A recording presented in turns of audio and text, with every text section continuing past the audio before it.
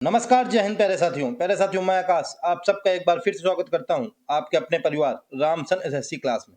साथियों, जैसा कि आप सबको पता है कि पर डे सुबह 11 बजे आप लोगों के लिए मैथ का एक मोस्ट इंपॉर्टेंट क्वेश्चंस का हम लोग 15 क्वेश्चन जिसमें कि हम लोग कवर कराते हैं, प्रैक्टिस सेशन लेके आते हैं, जो कि दोस्तों जितने भी हमारे स्टूडेंट यूपी पुलिस का एग्जाम देना चाहते हैं अभी 8, 9 और 10 जून को, और जितने भी स्टूडेंटों का एग्जाम एसएससी जीडी का अभी चल रहा है, यानी कि आज 18 तारीख है, तो आज से स्टार्ट हो गया है। आज से लेकर के 23 तारीख तक अभी थर्ड फेज के एग्जाम होने हैं।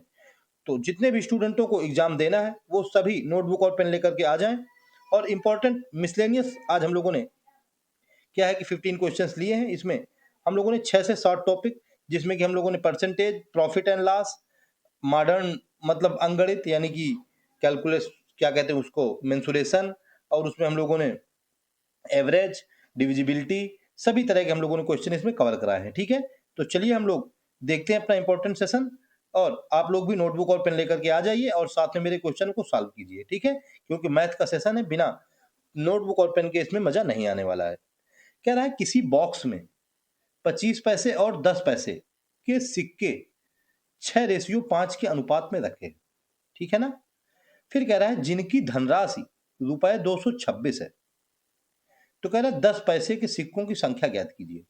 25 पैसे के सिक्के 6, हम लोगों ने रेशियो हटाया, x मान लिया, यानी कि 25 पैसे के कितने 6x सिक्के हैं। उसके बाद 10 पैसे के कितने सिक्के हैं 5x रेशियो, और टोटल वैल्यू इसकी कितनी है, टोटल वैल्यू उसने दे दी 226 रुपए। ये रुपए में दिया है, हम लोगों को पैसे में, क्योंकि ये सब पैसे में दिया है तो हम लोग इसको पैसे में चेंज करेंगे। 1 रुपए बराबर 100 पैसे, यानी कि 100 पैसे से मल्टीप्लाई करा देंगे। ठीक है, हम लोगों को इसको सॉल्व करना है। ये 25 पैसे इंटू 6 पैसे, और ये 10 पैसे इंटू इसको, इस ब्रैकेट को सॉल्व करेंगे और अपना यहाँ से x की वैल्यू निकालेंगे। हम लोग क्या करेंगे कि ये p और ये p और इधर p, ये पैसे पैसे वाला p तीनों जगह से कॉमन हो जाएगा और कैंसिल हो जाएगा, यानी कि यहाँ मल्टीप्लाई कराएंगे तो ये 25 और 6 150x निकल के आ जाएगा। 25 छक्का 150x प्लस ये हो जाएगा 10 बना 50x बराबर ये निकल के आ गया 22,600, इतना निकल के आ गया। अब इसको ऐड करा देंगे तो ये निकल के आ जाएगा 200x बराबर ये हो जाएगा 22,600। 1 2 1 2 2 जीरो 2 जीरो चले गए, यानी कि यहाँ से x की वैल्यू निकल के आएगी 226 में 2 से डिवाइड करा देंगे, 2 एक नम 2, 2 एक नम 2, 2 तिरका 6, 113। ये x की वैल्यू निकल के आई है। उसने हमसे कहा 10 पैसे के सिक्के, 10 पैसे के सिक्के लास्ट वाले हैं, यानी कि 5x है, इसलिए 10 पैसे के सिक्के कितने हो जाएंगे, 10 पैसे के सिक्के 5x उनकी वैल्यू है, यानी कि 5 गुणते 113।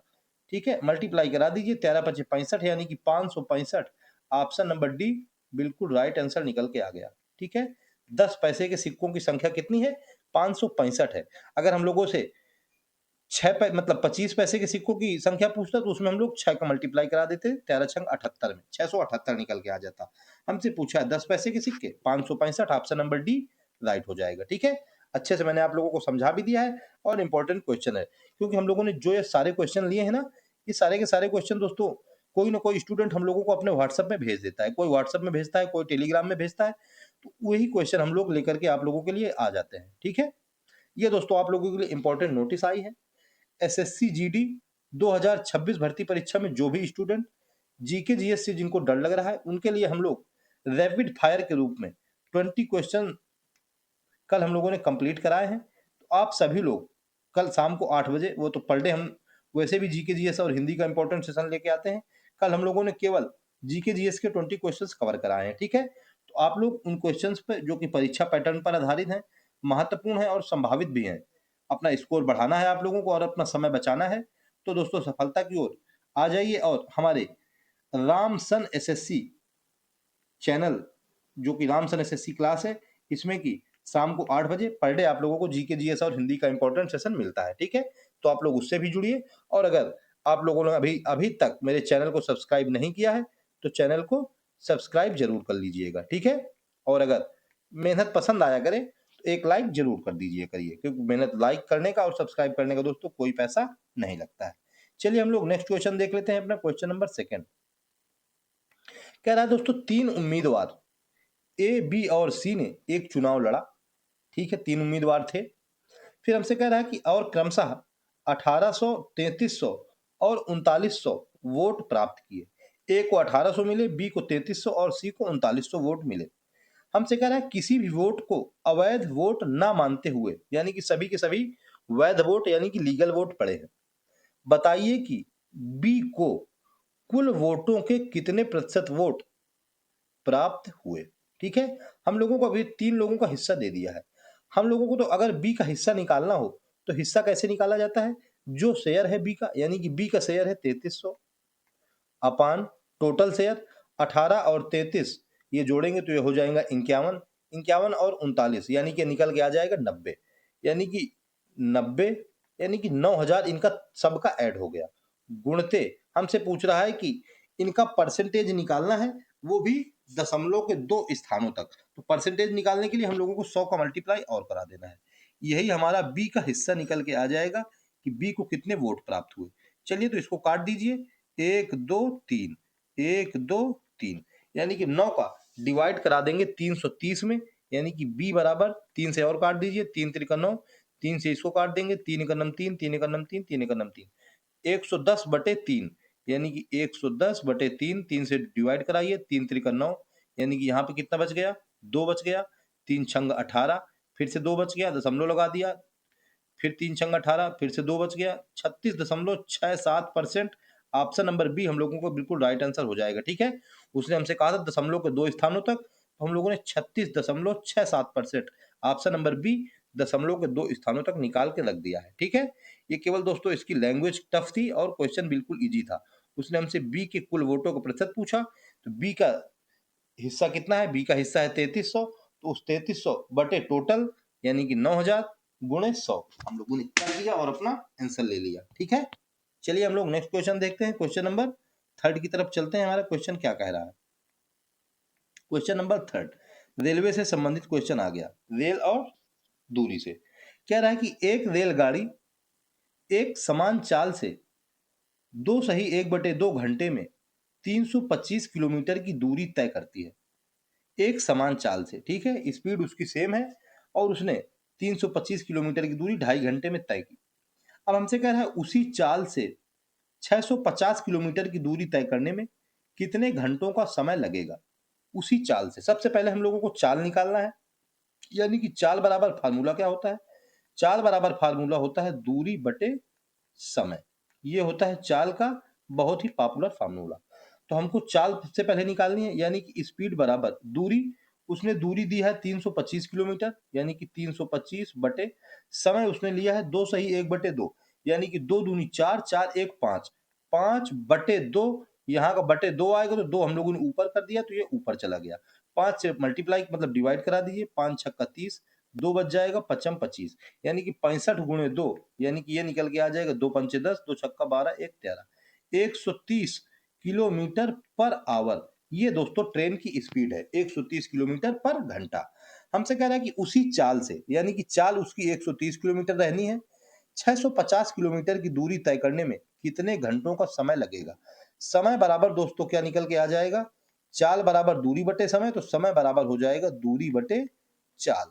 ठीक है, दूरी हमारी कितनी उसने दे दी। अब हमसे उसने कहा है 650 किलोमीटर की दूरी तय करनी है, चाल सेम रखनी है, यानी कि 130 किलोमीटर की चाल है। ये 1 जीरो से 1 जीरो चला गया, ये निकल के आ गया 13 पच्चे 65, यानी कि 5 घंटे का समय लगेगा। ऑप्शन नंबर ए बिल्कुल राइट आंसर हो जाएगा। ठीक है, केवल फार्मूला बेस्ड क्वेश्चन था और इजी क्वेश्चन भी 1-2 हम लोगों से पूछ लेता है। ठीक है, ये दोस्तों क्वेश्चन हम लोगों ने अपने मन से एक भी क्वेश्चन नहीं लिए हैं। मैं आप लोगों को बता रहा हूँ कि सारे के सारे क्वेश्चन स्टूडेंट मुझको भेजते हैं कि सर ऐसे क्वेश्चन आ रहे हैं, ऐसे क्वेश्चन आ रहे हैं, तो हम लोग उसी बेस पे ये क्वेश्चन लेके आते हैं। बस दोस्तों अगर क्वेश्चन सही से उन लोग नहीं भेज पाए तो हम लोग उसकी डिजिट चेंज कर देते हैं। ठीक है, और बाकी लैंग्वेज सेम रहती है। तो आप लोग इन क्वेश्चंस को अच्छे से कवर करिए और हर एक क्वेश्चन का जो भी आप लोगों का आंसर निकल के आए वो मुझको कमेंट में जरूर बताइए। ठीक है, और आप लोगों को कहाँ समझ में नहीं आया है ये भी मुझको बता दीजिए करिए, तो मैं आप लोगों को अच्छे से और समझा दिया करूंगा। चलिए हम लोग नेक्स्ट देखते हैं अपना क्वेश्चन नंबर 4। कह रहा है किसी टीवी का सूची मूल्य रुपए 15,000 है, 15,000 दे दिया है उसका सूची मूल्य। फिर कह रहा है उसके सूची मूल्य पर 18% की छूट दी जाती है। ठीक है, 18% की छूट दे दी जा रही है सूची मूल्य पर। अब हमसे कह रहा है कि कितनी अतिरिक्त छूट दी जाए जिससे ग्राहक को 10,947 के शुद्ध मूल्य में टीवी मिल जाए। ठीक है, हमसे क्या कह रहा है कि कितनी अतिरिक्त छूट दी जाए और अतिरिक्त छूट पाने की तलाश में है। पहले तो उसको 15,000 रुपए की सूची मूल्य था और 18% की छूट देने के बाद उसका मूल्य कितना हो जाएगा। तो क्या करना है, सबसे पहले 15,000 रुपए के मूल्य पर 18% की छूट देने के बाद उसका मूल्य कितना हो जाएगा। 18 की छूट यानी कि 82/100, 100 में 18 हम लोगों ने माइनस कर दिया यानी कि 82/100। 1,2,1,2 इसका मल्टीप्लाई करा देंगे, ये आ जाएगा 15 दूनी 30, कैरी लग जाएगा 3, 15 अट्ठे 120 और 3 यानी कि 123, एक जीरो और था, 12,300 रुपए। सूची मूल्य पर जब हम लोगों ने 18% की छूट दी तब 12,300 रुपए हमारा मूल्य निकल के आ गया। उसने कहा कि कितनी अतिरिक्त छूट दी जाए जिससे ग्राहक को 10,947 के शुद्ध मूल्य में टीवी मिल जाए। टीवी का शुद्ध मूल्य कितना है, वो कह रहा है 10,947। अभी हम लोगों ने छूट के बाद मूल्य निकाला है 12,300, तो हमारा अतिरिक्त छूट हमसे पूछ रहा है, इसलिए अतिरिक्त छूट कितनी हो जाएगी। इसलिए अतिरिक्त छूट बराबर क्या हो जाएगी, ये हो जाएगी 12,300 माइनस 10,947। इसको जब माइनस कराएंगे तो ये निकल के आ जाएगा 19 मतलब 1353 बटे सीपी यानी कि 12,300, यही हो जाएगा सूची मूल्य जो कि छूट देने के बाद गुणे 100। हमसे अतिरिक्त छूट पूछ रहा था। 1 2 1 2 123 का सीधे डिवाइड करा दीजिए। 123 वंजा 123, यहाँ पे 12 बच जाएगा यानी कि 123 फिर से हो जाएगा, यानी कि 11% अतिरिक्त छूट दी जाए। कौन सा ऑप्शन, ऑप्शन नंबर ए हम लोगों को बिल्कुल राइट आंसर हो जाएगा। ठीक है, क्या करना है, 11% की अतिरिक्त छूट दे देना है तो टीवी का शुद्ध मूल्य 10,947 रुपए मिल जाएगा। सबसे पहले हम लोगों को जो सूची मूल्य दिया था उसमें 18% की छूट के बाद मूल्य निकालना है, वो निकल के आया है 12,300 रुपए। उसके बाद हम लोगों को दिया था कि 10,947 में हमको टीवी मिल जाए, यानी कि हम लोगों ने अतिरिक्त छूट निकाल ली। तो जब निकाला इसको दोनों को माइनस करा दिया, 12,300 माइनस 10,947 निकल के आ गया 1353 बटे सूची मूल्य 12,300 गुणे 100, सॉल्व कर दिया, 11% अपना आंसर निकाल के आ गया। ठीक है, चलिए हम लोग नेक्स्ट क्वेश्चन देख लेते हैं दोस्तों। क्वेश्चन नंबर 5 से हम लोग अब आ गए हैं 3D ज्योमेट्री में। फिर से आ गया है दोस्तों 3D का क्वेश्चन। मैंने आप लोगों को 3D का पूरा एक लेक्चर करवाया है, आप लोगों से ये क्वेश्चन गलत नहीं होना चाहिए। फार्मूला बेस्ड क्वेश्चन होते हैं ये। कह रहा है एक घनाभ की यानी कि क्यूबॉइड की लंबाई, चौड़ाई और ऊंचाई का योगफल 18 सेंटीमीटर दे दिया है। फिर कह रहा है यदि इसके विकर्ण की लंबाई यानी कि डायगोनल की लेंथ 13 सेंटीमीटर है तो घनाभ का कुल पृष्ठीय क्षेत्रफल ज्ञात कीजिए। जिस भी बच्चे को इसका फार्मूला नहीं पता होगा वो दोस्तों इसको कर नहीं पाएगा। ठीक है, क्योंकि इसमें और कुछ है ही नहीं, केवल फार्मूला लगाना है और अपना आंसर ले लेना है। हमसे पहला है घनाभ का कुल पृष्ठीय क्षेत्रफल।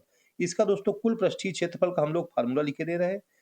कुल पृष्ठीय क्षेत्रफल क्या हो जाएगा, कुल पृष्ठीय क्षेत्रफल बराबर इसका फार्मूला होता है तीनों भुजाओं का योग, तीनों भुजाओं का योग इसका होल स्क्वायर, तीनों भुजाओं का योग का इसका स्क्वायर कर देना है। ठीक है, माइनस फिर क्या कर देना है, विकर्ण का स्क्वायर। ठीक है, ये हम लोगों को कर देना है और अपना आंसर ले लेना है। ठीक है, क्या हो जाएगा कुल पृष्ठीय क्षेत्रफल, तीनों भुजाओं का योग का स्क्वायर माइनस विकर्ण का स्क्वायर। चलिए तो हम लोग निकाल देते हैं। तीनों भुजाओं का योग कितना है, लंबाई, चौड़ाई और ऊंचाई, इसका योग है 18 यानी कि 18 का स्क्वायर माइनस विकर्ण है 13 यानी कि 13 का स्क्वायर। ठीक है, 18 का स्क्वायर होता है 324 माइनस 13 का स्क्वायर होता है 169। 324 में 169 माइनस कर देंगे, 14 में 9 चला जाएगा, 5 बच जाएगा, केवल 5 यानी कि 155 सेंटीमीटर। दो ऑप्शन में 5 5 दिया है तो पूरा घटाना पड़ेगा, 11 में 6 5 यानी कि ऑप्शन नंबर ए हम लोगों को क्या हो जाएगा, राइट आंसर हो जाएगा। ठीक है, 155 सेंटीमीटर स्क्वायर ये हमारा कुल पृष्ठीय क्षेत्रफल निकल के आ जाएगा। ठीक है, फार्मूला आप लोग याद रखिएगा, घनाभ का कुल पृष्ठीय क्षेत्रफल क्या होता है, तीनों भुजाओं का योग का स्क्वायर माइनस विकर्ण का स्क्वायर। ठीक है, चलिए इंपॉर्टेंट क्वेश्चन था, आप लोग इसको अच्छे से कवर करना, फार्मूला को याद कर लेना और एक बार मुझको कमेंट में ये फार्मूला अपना लिख करके जरूर भेज देना जिससे कि आप लोगों को ये कंफर्म हो जाए और कभी भूले नहीं। चलिए हम लोग नेक्स्ट क्वेश्चन देखते हैं, क्वेश्चन नंबर 6। कह रहा है एक कक्षा x में यानी कि कक्षा 10 में 5 वर्ग हैं जिसमें क्रमशः 40, 50, 50, 60 और 60 छात्र हैं। यानी कि ABCDE 5 सेक्शन है, ठीक है। फिर कह रहा है इन वर्गों का उत्तीर्ण प्रतिशत क्रमशः 80%, 76%, 64%, 65% और 70% है, ठीक है। ए सेक्शन में इतने परसेंट ऐसे ऐसे दिया है। फिर हमसे कह रहा है संपूर्ण कक्षा x का उत्तीर्ण प्रतिशत दशमलव के 2 स्थानों तक ज्ञात कीजिए। अभी हमको एक एक सेक्शन का दिया है अलग अलग उत्तीर्ण होने का प्रतिशत, और हमसे पूछ लिया है कि सभी का एक साथ में बताइए कि क्या होगा। तो दोस्तों सभी का मतलब हम लोगों को एवरेज परसेंटेज पूछा है कि सभी का एवरेज परसेंटेज कितना होगा। एवरेज परसेंटेज क्या होगा, वही जो एवरेज होता है, यानी कि क्या हो जाएगा प्रतिशत सभी छात्रों की संख्या, मतलब जो प्रत्येक मतलब हर एक सेक्शन में छात्र हैं, प्रत्येक वर्ग के छात्रों की संख्या गुणे उनका जो परसेंटेज है उत्तीर्ण होने का अपान टोटल छात्र इंटू 100 करा देंगे, तो यही हमारा आंसर निकल के आ जाएगा। तो हम लोगों को क्या करना है, हमारे सेक्शन ए में कितने छात्र हैं, सेक्शन ए में 40 छात्र हैं, कितने छात्र इसमें उत्तीर्ण हुए, उत्तीर्ण हुए हैं 80% छात्र, यानी कि 40 का 80% छात्र प्लस इसी प्रकार दूसरे सेक्शन में कितने छात्र हैं, 50 छात्र हैं, यानी कि 50 उत्तीर्ण कितने हुए 76%, यानी कि 50 का 76% प्लस इसी प्रकार तीसरे सेक्शन में कितने छात्र हैं, 50 छात्र हैं, यानी कि 50 गुणे कितने उत्तीर्ण हुए हैं 64%, यानी कि 64/100 प्लस इसी प्रकार चौथा सेक्शन यानी कि 60 छात्र हैं, कितने छात्र उत्तीर्ण हुए हैं 65%, यानी कि 60 गुणे 65/100, ठीक है। प्लस इसी प्रकार लास्ट सेक्शन में 60 छात्र हैं, उत्तीर्ण हुए हैं 70%, यानी कि 70/100। ये तो हमारा निकल के आ गया सभी छात्रों की अभी उत्तीर्ण होने वाले की संख्या अपान टोटल छात्र 40 प्लस 50 प्लस 50 प्लस 60 प्लस 60, यानी कि हमें करना है 40 प्लस 50 प्लस 50 प्लस 60 प्लस 60, ये हो गया टोटल छात्र इंटू 100 और करा देना है, बस इतना कराना है और अपना आंसर ले लेना है, ठीक है। चलिए हम लोग देखते हैं, ये 1 2 1 2 ये चला गया, ये आ गया 50 दूनी 100, ये आ गया 50 दूनी 100, ये यहाँ एक जो चला गया, ये यहाँ आ गया 1 2 1 2। जब हम लोगों ने इसको सॉल्व कराया तो यानी कि ये 4 और 8 का मल्टीप्लाई निकल के आया 32 प्लस ये निकल के आ गया 2 और 76 में डिवाइड करा दिया 38 प्लस यहाँ पे 2 से डिवाइड कराया ये निकल के आ गया 32 प्लस इसका जब डिवाइड कराया तो ये निकल के आ गया 39 प्लस ये निकल के आ गया 6 सत्ते 42 बटे टोटल इनका ऐड करा दिया, इनका ऐड निकल के आ गया 260 गुणे 100। हम लोगों को इतना सॉल्व करना है, एक जीरो से एक जीरो चला गया, ठीक है ना। इसको ऐड कराएंगे तो ये ऊपर ऐड कितना निकल के आ जाएगा, ऊपर ऐड निकल के आ जाएगा 183, यानी कि 2 9 2 11 11 2 13 13 8 21 21 2, यानी कि 183 एक जीरो और था बटे 26, यानी कि 1830/26 हम लोगों को निकल के आया। इसका हम लोग डिवाइड कराएंगे तो ये निकल के आएगा 70.38%, ठीक है। इसका आप लोग डिवाइड करा देना 70.38%, यानी कि 38 या 83, ऑप्शन नंबर ए हम लोगों का राइट आंसर हो जाएगा, ठीक है। कौन सा 70.38, ये दोस्तों उल्टा लिख गया है 8338 निकल के आ जाएगा, ऑप्शन नंबर ए हम लोगों को बिल्कुल राइट आंसर हो जाएगा, ठीक है। इंपॉर्टेंट क्वेश्चन था, ऐसे क्वेश्चन अभी मुझे 2-3 बच्चों ने ये क्वेश्चन भेजा था तो मैंने आप लोगों के लिए सीधे डायरेक्ट आज ले लिया है, ठीक है ना। चलिए हम लोग देख लेते हैं अपना नेक्स्ट क्वेश्चन, क्वेश्चन नंबर 7 की तरफ देखते हैं। जब दोस्तों आप लोगों को समझ में ना आया करे तो उसको एक बार बैक करके फिर से देख लिया करिए, ठीक है। चलिए हम लोग देख लेते हैं क्वेश्चन नंबर 7। कह रहा है यदि पहले वर्ष के लिए ब्याज दर 5% है, दूसरे वर्ष के लिए 6% है और तीसरे वर्ष के लिए 8% है, तो कौन सी राशि 3 वर्षों में चक्रवृद्धि ब्याज के तहत 30,051 का मिश्र धन देगी। कौन सी राशि, सबसे पहले तो दोस्तों हम लोगों को पता होना चाहिए कि मिश्र धन यानी कि ए बराबर फार्मूला क्या होता है। फार्मूला होता है ए बराबर पी यानी कि मूलधन ब्रैकेट में 1 प्लस आर यानी कि दर अपान 100 की पावर एन यानी कि समय।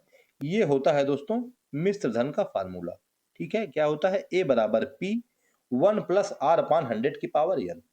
ए की वैल्यू हमको दे दी है, उसने दिया है 30,051, क्या दे दी है 30,051, ₹51 ये ए की वैल्यू दे दी है। हमसे पूछ रहा था कि पी की वैल्यू बताइए क्या होगी, हमको पी की वैल्यू निकालनी है। यानी कि पी 1 प्लस पहले साल के लिए ब्याज परसेंट कितनी है 5, यानी कि 5/100 पावर आ जाएगा 1, यानी कि 1 लिखने का कोई मतलब नहीं, इंटू दूसरे साल के लिए 1 प्लस आर कितना है 6/100, इसमें भी n की पावर 1, यानी कि एक एक साल का अलग अलग है ना, तो सबका अलग अलग हो जाएगा, इंटू 1 प्लस 8/100, ये तीनों सालों का हमको दे दिया। अब हमको इन्हीं तीनों को सॉल्व कर लेना है, यहाँ से हमको अपनी पी की वैल्यू निकाल लेनी है, ठीक है। यानी कि ये कितना निकल के आ गया, ये निकल के आ गया 30,051 बराबर, ये हो गया पी गुणे, ये आ जाएगा 20/100 यानी कि 21/20 गुणे, ये निकल के आ गया 53/50 गुणे, ये निकल के आ गया 27/25।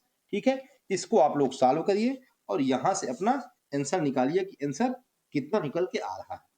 ठीक है ना, चलिए हम लोग 27 से काट देते हैं। ये आ जाएगा 27 का नाम 27, यहाँ बच जाएगा 3, फिर से आ जाएगा 27 का नाम 27, फिर से बच गया 3, 27 का नाम 27, 8 बच गया, 27 27 तिरका 54, मतलब 27 दूनी 54, 27 तिरका 81। ठीक है, इतना निकल के आ गया। अगर हम लोग यहाँ 11 से काटना चाहें तो नहीं, चलिए तो हम लोग सीधे डायरेक्ट मैं वैल्यू लिख रहा हूँ। अब आप लोग इसको सॉल्व करिएगा और अपना आंसर मुझको बताइएगा कि आप लोगों ने कितना आंसर निकाला है। यहाँ से पी की वैल्यू निकल के आएगी 25,000 यानी कि 25,000, यहाँ से पी की वैल्यू यानी कि मूलधन की वैल्यू निकल के आ जाएगी। ठीक है, जब आप लोग इसको सॉल्व कराएंगे तो यही आंसर हम लोगों को निकल के आ जाएगा। ठीक है ना, 21 से हम लोग अगर काटेंगे तो 21 पंचे 105, 8 नहीं कटेगा। चलिए बहरहाल आप लोग सॉल्व कराएंगे तो यही आंसर निकलेगा। क्या निकलेगा, 25,000 रुपए। ऑप्शन नंबर ए हम लोगों को बिल्कुल राइट आंसर हो जाएगा। ठीक है, ये फार्मूला याद रखना और इसी में रख देना है फार्मूला, और सोल्यूशन करना है और अपना आंसर ले लेना है। चलिए हम लोग नेक्स्ट क्वेश्चन देख लेते हैं, क्वेश्चन नंबर 8, कि हमारा क्वेश्चन नंबर 8 क्या कह रहा है। ये दोस्तों आ गया है, अब परीक्षा में उत्तीर्ण और अनुत्तीर्ण होने से, ऐसा भी क्वेश्चन आप लोगों से पर डे एक क्वेश्चन पूछ रहा है। कह रहा है एक परीक्षा में उत्तीर्ण प्रतिशत कुल अंकों का 35% है। ठीक है, कह रहा है एक छात्र ने 390 अंक प्राप्त किए और 65 अंकों से अनुत्तीर्ण घोषित कर दिया गया। अगर कोई 35% अंक लेकर के आ रहा था तो वो पासिंग मार्क ला रहा था, और एक बच्चे को 390 अंक मिले फिर भी वो 65 अंकों से फेल हो गया। यानी कि अगर उसको 65 अंक और मिल जाते तो वो 35% नंबर पा जाता, यानी कि वो पास हो जाता। यानी कि हम लोगों को 35% की वैल्यू दे दी 390 प्लस 65, यानी कि इसको हम लोग जब सॉल्व करें तो 35% बराबर इसको ऐड करा देंगे, ये आ जाएगा 5, ये आ जाएगा 9 6 15, ये हो जाएगा 3 1 4, 455 यहाँ से वैल्यू निकल के आई है 35% की। हमसे कह रहा है परीक्षा के कुल कितने अंक है। दोस्तों कुल अंक 100% होते हैं किसी भी चीज के, यानी कि हमको 35% की वैल्यू पता चल गई, हमको 100% की वैल्यू निकालनी है।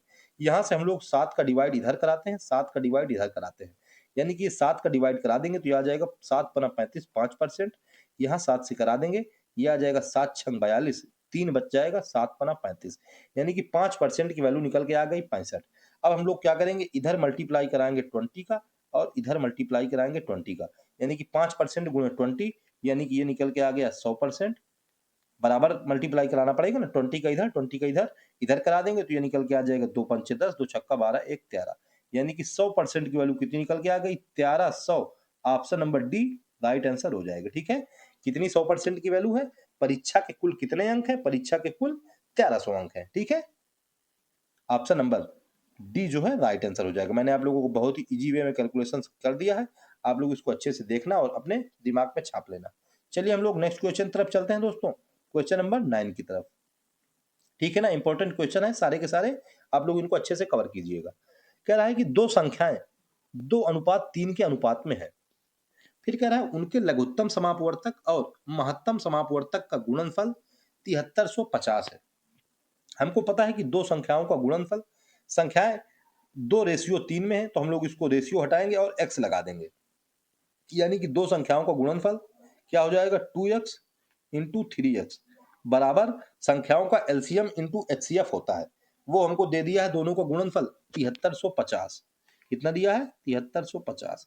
हम लोग यहाँ से x की वैल्यू निकालेंगे, यानी कि ये इसको काट देंगे तो ये निकल के आ जाएगा, ये 2 3 6 हो गया ना, तो ये हो जाएगा 6 का नम 6, 1 बच जाएगा, 6 दूनी 12, 1 बच जाएगा, 6 दूनी 12, 6 पंचे 30, यानी कि निकल के आया एक्स स्क्वायर बराबर 1225। ठीक है, यहाँ से हम लोग एक्स की वैल्यू निकालेंगे, तो ये निकल के आएगा यहाँ से एक्स स्क्वायर, ये निकल के आएगा 5 गुणे 5 गुणे 7 गुणे 7, ये इतना निकल के आया है, यानी कि एक्स की वैल्यू निकल के आ जाएगी 35।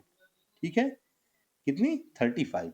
उसने हमसे कहा कि संख्याओं के बीच अंतर ज्ञात करें, अंतर है 1 का, यानी कि अंतर कितने का है 35 का है। ऑप्शन नंबर डी बिल्कुल राइट आंसर हो जाएगा। ठीक है, 1 का अंतर है ना, 3 में 2 चले जाएंगे 1, यानी कि 1 का अंतर, यानी कि 1 की वैल्यू हम लोगों ने निकाल ली 35, यानी कि 35 का ही अंतर हो जाएगा। Option number D right answer हो जाएगा। ठीक है, चलिए हम लोग नेक्स्ट क्वेश्चन देख लेते हैं। क्वेश्चन नंबर आज का लास्ट, यानी कि क्वेश्चन नंबर 10, सिंप्लीफिकेशन का क्वेश्चन पर डे पूछा जाता है, इसी वजह से मैं पर डे आप लोगों के लिए लेता भी हूँ। सिंप्लीफिकेशन में हम लोगों को क्या रूल लगाना होता है, इसमें लगाना होता है बॉड मास। ठीक है, यानी कि बी से सबसे पहले ब्रैकेट, ओ से ऑफ, डी से डिवीजन, एम से मल्टीप्लीकेशन, ए से एडिशन और एस से सब्ट्रैक्शन। तो ब्रैकेट तो इसमें है नहीं, उसके बाद ऑफ, देखिए ऑफ कहाँ कहाँ है, एक ये है 18 ऑफ 3, एक ये है 4 ऑफ 2। सबसे पहले इसको सॉल्व कीजिए, तो ये निकल के आएगा 36 डिवाइड बाई, ये हो जाएगा 18 ऑफ 3, यानी कि 18 3 का 54। ठीक है, कितना हो गया 18 3 का 54, और उसके बाद ये निकल के आ गया गुणते 2 प्लस 8 डिवाइड बाई, ये हो जाएगा 4 दूनी 8 गुणते 5 माइनस 5 डिवाइड बाई 10 गुणते 2, ये इतना निकला है।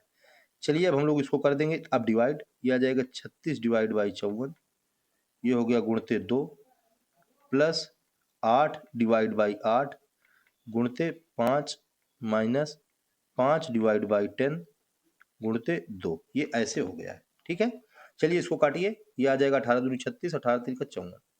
ठीक है, यानी कि ये निकल के कितना आ गया 2 दूनी 4 बटे 3 प्लस ये 8 से 8 चला गया, यानी कि निकल के आ गया 5, ये 5 दूनी 10 से 10 चला गया, यानी कि माइनस का 1, ये इतना निकल के आ गया, ये निकल के आ गया 4 बटे 3 प्लस का 4, इतना आया है।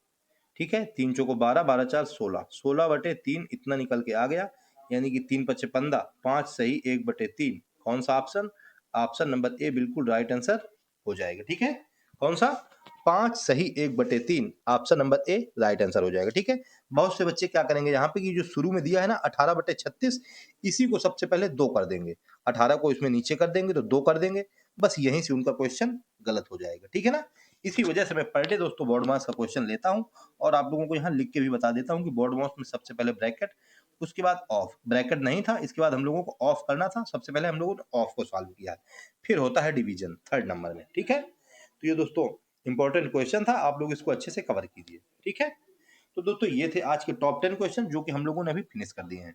ठीक है, मिसलेनियस क्वेश्चन की एक्सरसाइज थी, इसमें सभी तरह के हम लोगों ने टॉपिक कवर किए हैं, तो आप लोग इन सारे क्वेश्चंस को अच्छे से देखिए और मुझको कमेंट करके बताइए कि आप लोगों को ये सेशन कैसा लगा।